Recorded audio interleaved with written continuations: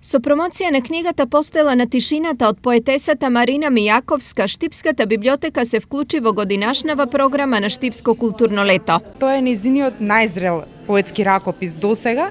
Книгата има 3 циклуси и 51 песна. Би сакала овде да го подвлечам третиот циклус, посветен на Кочо Рацин или насловот Кочо Рацин во писмото на тишината. Зошто го истакнувам овој циклус? Затоа што во него Мијаковска прави еден своевиден портрет или омаж за големиот поет, за неговите антологија на болката и бели мугри. Оваа поетска книга на авторката годинава ја донесе наградата Бели мугри.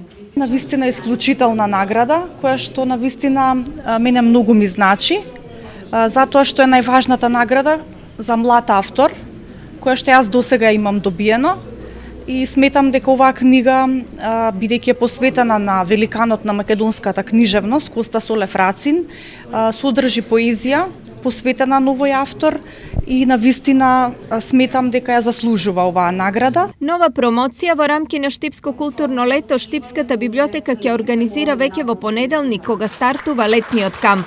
Веќе од 4 јули, значи од понеделник, започнува и бесплатната летна школа за литература, култура и уметност, Библиоарт, во која што се вклучени 10 предавачи, за која има голем интерес од 50 учесници, и тоа од сите возрасти, како основци, така и средношколци, па и студенти. Во склоп на ШКЛ, библиотеката ќе организира и промоција на книга и изложба на Драган Ристов, одбележување на 30 години творештво на Трајче Кацаров и денови посветени на Ацо Шопов.